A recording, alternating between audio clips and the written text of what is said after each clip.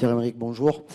Il y a une période un petit peu difficile en ce moment avec les 3 défaites consécutives en championnat. Vous êtes dans une compétition qui vous sourit depuis le début de la saison. Comment se sublimer, même si le fait d'affronter Benfica ici en quart de finale de Ligue Europa est une raison suffisante? Déjà, bonsoir.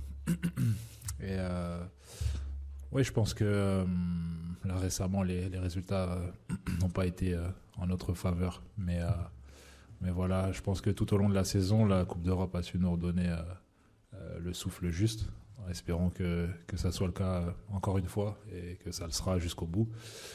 Donc voilà, je m'attends à un match plutôt équilibré. C'est une belle équipe de Benfica qui a de gros noms dans son effectif. Donc ça va être un soir de Coupe d'Europe, des matchs comme on aime les jouer. Donc espérons que nous serons tout simplement à la hauteur.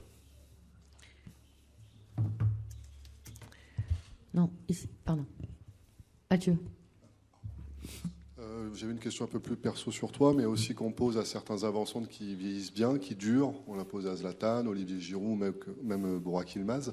Quels sont les secrets un peu de la longévité quand on est un avançant comme toi, surtout avec la vitesse? Comment on essaie de durer? Qu'est-ce que tu mets en place sur et en dehors de terrain? Très bonne question, j'aime bien. Mais non, je pense que c'est dû déjà de une... La chose la plus importante, c'est l'hygiène de vie, je pense, notamment boire beaucoup d'eau, bien manger.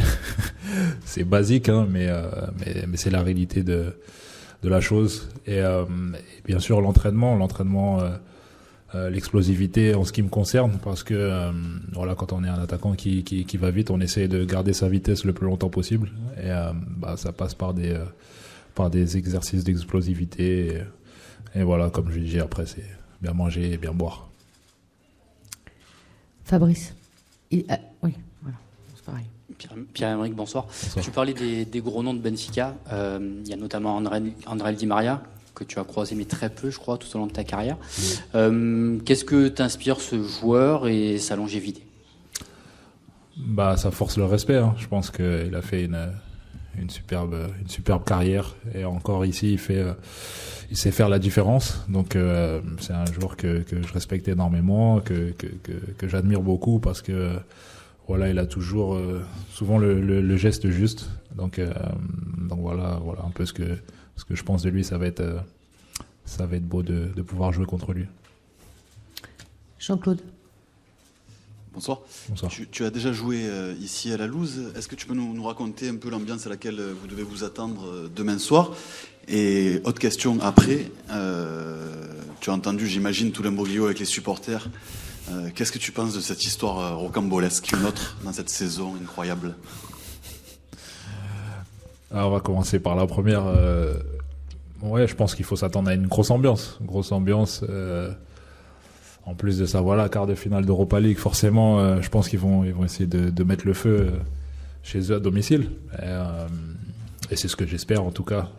C'est ce qu'on aime quand il y a des gros matchs comme ça. C'est toujours intéressant d'avoir de grosses ambiances. Et après, ce qui se passe, c'est vraiment un peu à l'image de la saison, malheureusement. Je trouve que c'est pas football. Je trouve ça dommage que les supporters puissent pas assister à un match de foot, surtout à un quart de finale de Coupe d'Europe. Donc en espérant que la situation puisse changer d'ici demain. Personnellement, je reste positif. J'espère qu'ils laisseront l'entrée à nos supporters, parce qu'on a besoin d'eux. Partout où on va, ils sont là. Donc voilà, pourquoi pas demain soir, pardon. Et voilà, comme j'ai dit, je vais rester positif. Mathilde. Pierre-Emerick, ici. Ouais. Est-ce que cette compétition, c'est un peu votre rayon de soleil dans cette saison et la dernière occasion que vous avez maintenant de continuer à vibrer dans les mois qui restent? Je pense que oui,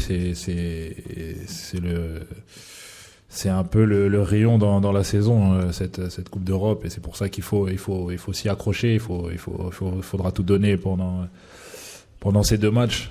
Et, après, dire que c'est le seul moyen d'aboutir à une bonne saison entre guillemets, je pense pas. Je pense qu'après le championnat, il reste encore quelques matchs et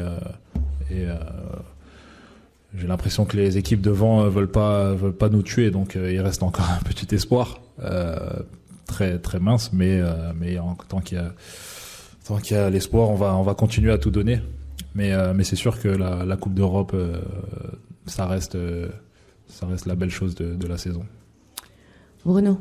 Oui, Pierre-Emerick, bonjour, bonsoir. Je voulais juste savoir un petit peu, on a cette impression-là, vous allez peut-être me la confirmer ou pas, que sur ces matchs-là, il y a un autre OM, il y a un autre visage. Pas que vous êtes transcendé, mais qu'il se passe quelque chose et qu'on a une équipe par rapport à certains matchs de championnat. On l'a vu contre Villarreal à l'aller. Est-ce que vous ressentez la même chose? Et puis avec votre expérience, en quoi un match aller comme ça, il est primordial? Voilà, il faut garder bien évidemment toutes les chances pour le retour, mais est-ce que c'est vraiment ça aussi? Ouais, je pense que c'est vrai. On fait le même constat. C'est pas le même OM, en tout cas. C'est le ressenti que moi aussi j'ai sur le terrain. Après, pourquoi? Je vous dis sincèrement, je sais pas. Mais bien sûr que le match aller sera super important. Et, voilà, on joue à l'extérieur. Et si on peut faire un bon résultat, on sait qu'après chez nous, on est capable de tout. On l'a vu justement notamment contre Villarreal ou à domicile. On fait un gros match avec nos supporters, l'ambiance qui va avec. Bon voilà, il faudra tout faire pour essayer de gagner. Personnellement, je vous dis la vérité, je suis venu ici, c'est pour gagner ce match et passer ce tour. Allez, on termine avec monsieur. Boa noite, Pierre. Agora sim. Já defrontou, como aqui foi dito, já defrontou várias vezes o Benfica, não só pelo Arsenal, mas também pelo Borussia Dortmund.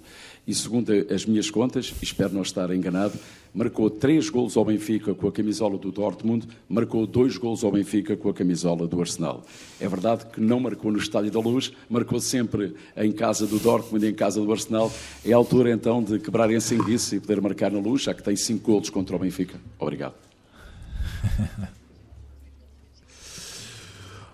Oui, c'est vrai.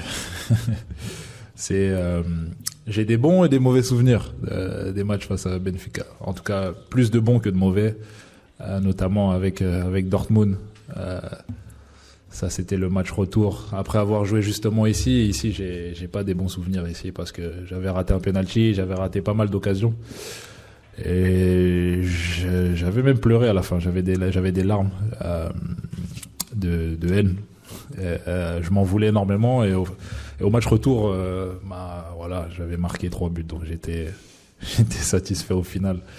Mais c'est sûr. Et après avec Arsenal, c'est vrai qu'on a joué, mais on n'a pas joué ici. C'était en période de Covid. On avait joué une fois à Rome, si je dis pas de bêtises, et une fois en Grèce. Et effectivement, au match retour, j'avais marqué 2 buts. Et au match aller, pareil, je crois que je rate une grosse occasion.